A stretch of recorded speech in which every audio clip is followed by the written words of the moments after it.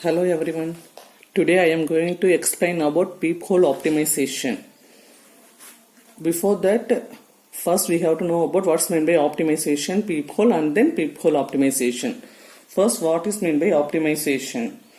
In that, it is to enhance or improve the quality of target code by eliminating some unwanted lines of code. And we are going to replace some much costlier instruction into a cheaper instruction. That is called optimization.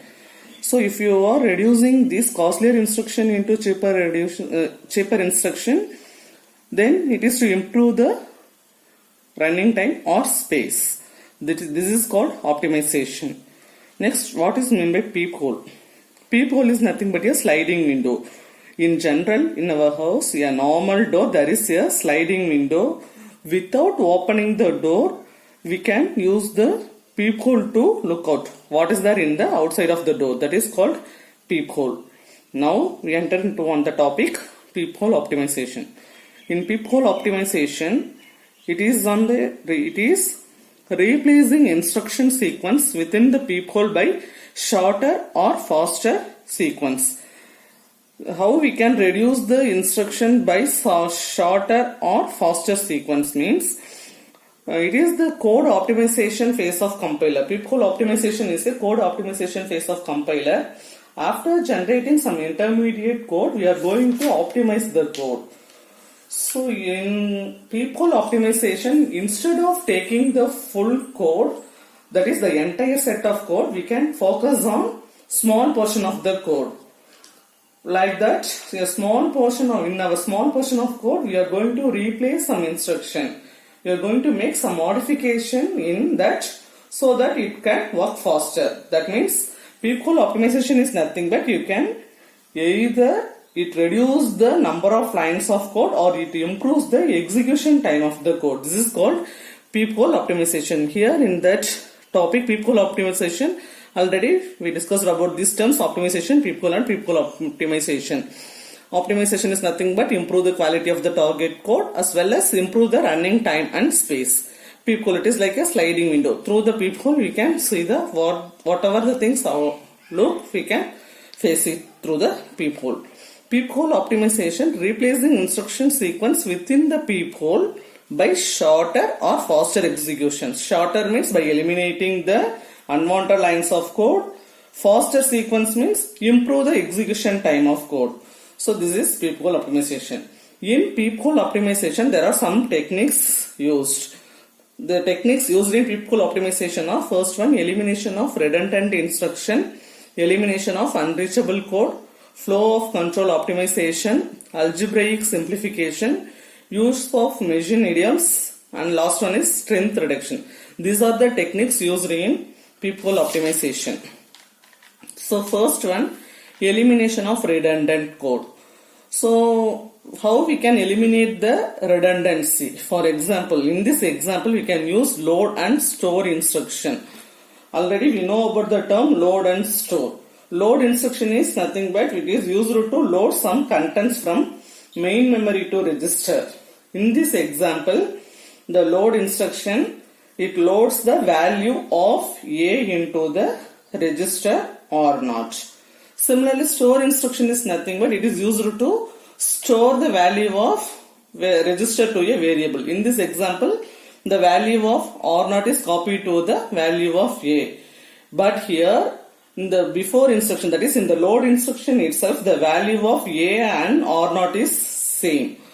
In this example, there is no label. So, if there is no label, without label, load and store instructions are the next to next instruction. This is called a redundant instruction because the values are similar in the first instruction itself. A and R0 value is same in load instruction. Here also we can store the same value of R0 into the A. So this is called a redundancy. So after execution of that instruction, both values are same. That is A and R0 values are same here. So here the store instruction is not needed at all. So we can remove the store instruction here. In case without any label, load and store instructions are come next to next, we can directly eliminate the store instruction here. But in case if there is any label in front of the store instruction, that is here there is a label L1. If there is a label here we can't eliminate the store instruction because there is a reason. Somewhere in the program there is a jump instruction. It refers this line, this place, that is this store instruction means it comes directly to this store instruction. Without this load instruction, the store instruction will be executed. At that situation, the store instruction is mandatory. So without label, we can eliminate this store instruction. But if there is no label is here, the store instruction is mandatory. This is one example for elimination of redundant and load and store instruction. There is one more example for eliminating the redundancy here. In this example, there are some instructions, some set of instruction is here. Here the R value, there is some addition operations takes place here. In I value, we can store the R2 value here.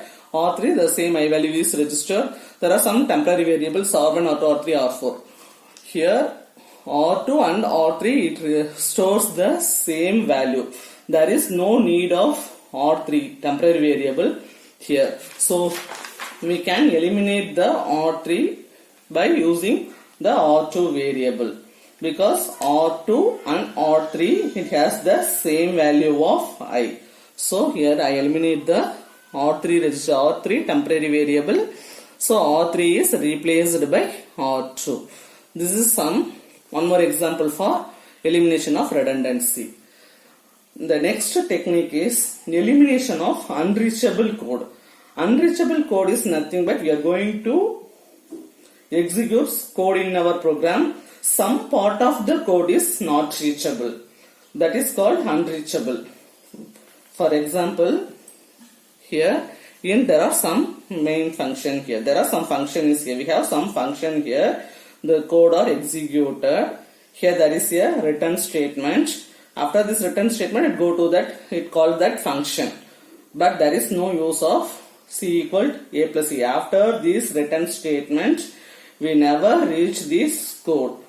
So here this code is useless. This case we can eliminate this code. This is the unreachable code for this example.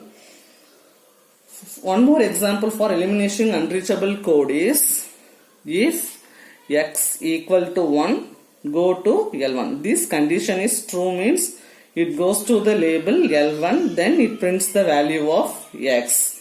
After that it go to, otherwise it goes to the statement L2. The L2 instructions are executed. So if x equal to 1, it goes to label 1 and print the value of x. And the next label is L2, it execute the instruction. If the instructions in L2 are executed automatically. But this, instead of this instruction, suppose we write the instruction like this, not equal to 1. Here the instruction is if x equal to 1. Here it is if x not equal to 1, it goes to the statement L2. That is, if x value is not equal to 1, it goes to L2. If the condition is true means it prints the value of x. One jump statement is removed here. Here in this example we use two labels L1 and L2, two jump statements. Here one jump statement is removed here. One more case, this condition is true, it always execute the label 2. Suppose here previous to this line, suppose the value of x is 0 means 0 is not equal to 1. So it goes to the label, it jumps to the statement L2. These instructions are executed. It never ever reaches the statement print x. So this is the unreachable code. In that case we can eliminate this instruction also. Print x is also eliminated here.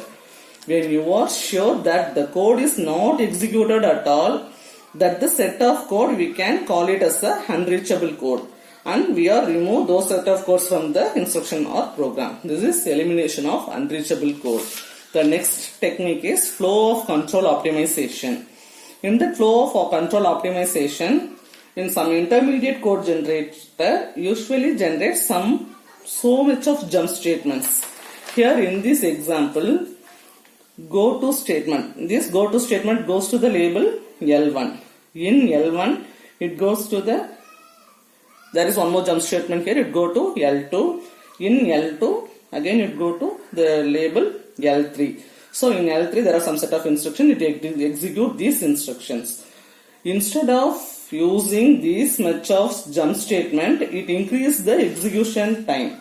So instead of using this much of jump statements, we can reduce the jump statements. Directly we can write it as L3 instead of L1. Suppose we are going to write it as L3 means directly it goes to the statement L3. There is no need to jump these statements L1 and L2 here. Similarly here in L1, instead of L2, go to L2, we can write it as L3. Then here also it comes to the loop, that is label L3. So in this way we can reduce the number of jump statements.